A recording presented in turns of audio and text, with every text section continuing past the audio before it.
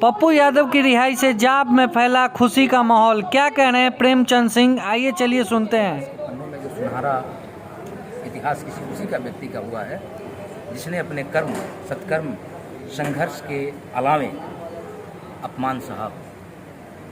वही काम कि 5 महीना हम अपमान सहे हैं। यह अपमान सिर्फ पप्पू यादव को नहीं दिया गया है, यह अपमान बिहार के 13 करोड़ लोगों को दिया गया है। कंडेम्प्ट बनता है बिहार सरकार पर कि हम करें, कंडेम्प्ट बनता है स्थानीय पुलिस और 11 अप्रैल को जिन लोगों ने गिरफ्तार करवाया और किया था पप्पू यादव को, उन लोगों पर। लेकिन मैं बताऊं, बिहार की जनता इसका जवाब देगी। मुझसे बेहतर बिहार की जनता समझती है कि कैसे पप्पू यादव को साजिश के चंगुल में फंसाया गया। 32 साल मुकदमा था। हम बिहार की सरकार जब उसमें थी, उस समय विधायक हुआ करते थे आदरणीय पप्पू यादव। 5 बार MP बने। कितने 15 साल और 17 साल के सरकारों के मंचों पर, जहाँ पर मंत्री, प्रधानमंत्री, मुख्यमंत्री उच्च मंच पर हुआ करते थे, शादी समारोह से लेकर के हर सामाजिक राजनीतिक कार्यक्रमों में स्थानीय नेता उसी थाने में जाया करते थे और वहाँ की प्रशासन उन्हें सिक्योरिटी, एस्कॉर्ट, सुरक्षा मुहैया कराते थे। याद नहीं आया? एक व्यक्ति पर बेल टूटा हुआ है।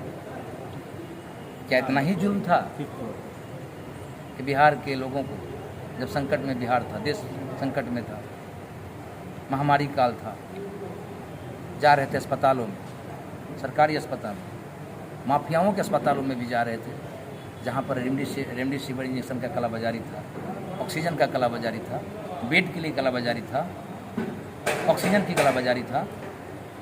हर कालाबाजारी का जब खुलासा कर रहे थे, गंदगियों का अंबार लगा हुआ था, उसका खुलासा कर रहे थे। 3 किलोमीटर 32,000 रुपया में एम्बुलेंस का किराया लिया जा रहा था।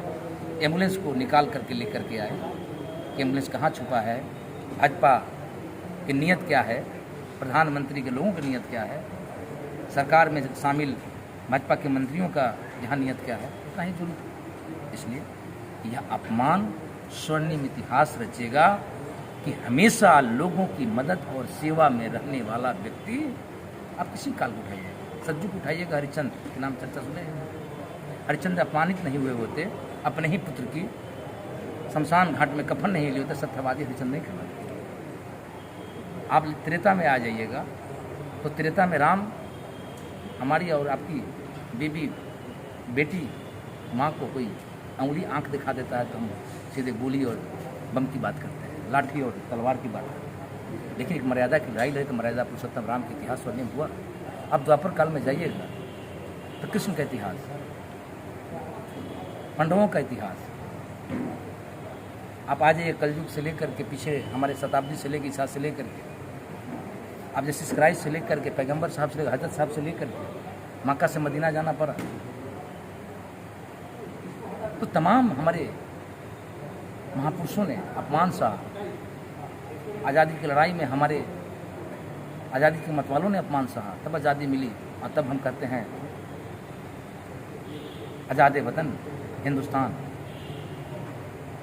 आज हम हिंदुस्तान, आज़ाद हिंदुस्तान में हैं। चाहे गांधी की चर्चा कर लें, चाहे हम सुभाष चंद्र बोस की चर्चा कर लें, सब लोगों ने अपमान सहा इस आज़ादी की। और वर्तमान परिस्थिति में जो देश में नफरत की जो सवाल है, उसकी खात्मे के लिए जो अपमान हमारे आदरणीय नेता पप्पू यादव जी सर हैं, वो इतिहास स्वर्णिम होगा। आने वाला 25 साल, 50 साल, 100 साल का हमारा जो पीढ़ी होगा, इस इतिहास को पढ़ेगा और इतिहास हमारा स्वर्णिम होगा। इसलिए अपमान सहने के लिए ये कोई परवाह नहीं है कि हमें क्यों फंसाया गया, कौन फंसा गया। जनता जवाब देगी और बदला इसका जनता लेगी। जनता के लिए न सत्ता पक्ष है, और अभी जो विपक्ष हुंकारे मारती है। जब पप्पू जी बाढ़ के समय थे तभी विपक्ष नज़र नहीं आ रहा था। कोरोना काल में भी पप्पू जी ने करोड़ों रुपए खर्च किए लोगों पे। अब विपक्ष की भूमिका जो है वो मतलब हमेशा पप्पू जी के खिलाफ रहती है। क्यों ऐसा कि काम करने के वजह से डर रही है या फिर कोई और मामला है? देखिए, किसी के बीमारी का पता चल जाए तो उसका इलाज हो सकता है, लेकिन किसी के मानसिक रोग का इलाज बहुत जितना आसान नहीं होता है। विपक्ष मानसिक रोग से ग्रसित है, इससे ज़्यादा विपक्ष के बारे में नहीं कुछ कहा जा सकता। हमला बोलना चाहिए भाजपा के लोगों पर, हमला बोलना चाहिए प्रधानमंत्री पर, लेकिन नहीं बोलेंगे। डर है कहीं सीबीआई का, सीआईडी का, आईबी का, सीडी का, ईडी का। अभी बेहतर जवाब विपक्ष के प्रवक्ता लोग देंगे, लेकिन मैं इतना कहूँगा कि जब इस हिंदुस्तान में, बिहार में जब कभी भी जरूरत पड़ा, विपक्ष की भूमिका होनी चाहिए। विपक्ष नगन रखा, चाहे वो पहला कोरोना हो या सेकंड कोरोना हो। बिहार में लॉ एंड ऑर्डर को लेकर के लगातार गिरती विधि व्यवस्था हो, उस पर विपक्ष कहीं नहीं रहा है। बाढ़ का सवाल हो तभी विपक्ष नहीं रहा है। इसलिए विपक्ष, जो मुक्त विपक्ष राष्ट्रीय जनता दल की बात आप सीधे बात कर रहे हैं, मैं नाम रखने में ग्रज नहीं करूँगा। बिहार में की हालात ऐसी है, घर की लड़ाई से बाहर निकलेंगे तब में जनता की हक की लड़ाई लड़ेंगे। घर की लड़ाई में फंसे हुए हैं।